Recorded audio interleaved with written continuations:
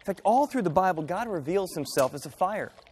He appears to Moses in the burning bush and says, I have seen the tears of my people. Trust me.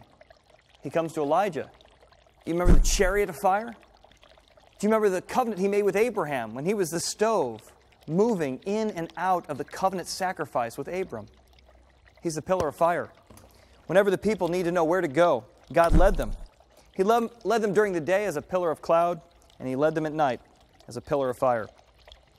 God wanted them to trust Him, to follow Him, to know where to head. And there He was, the pillar of fire. Wherever they saw the pillar, they knew that's where God was. He calls Himself a consuming fire, because in this pillar was everything they needed. His justice, His faithfulness, His power, His direction. When the pillar moved, they moved. When the pillar stopped, they stopped. But to be near the fire was to be near the very presence of God.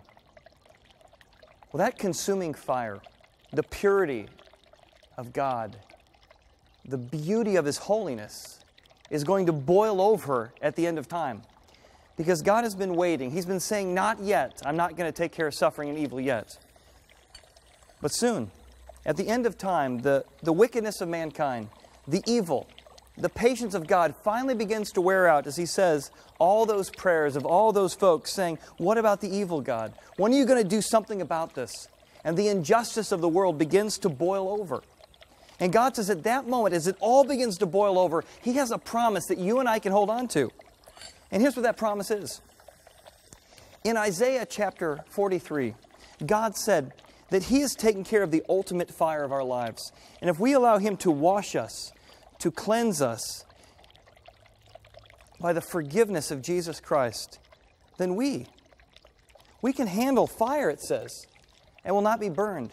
He's talking about the ultimate fire that can burn our souls. You see, when Jesus defeated death, He defeated the final fire of destruction so that we could trust in God.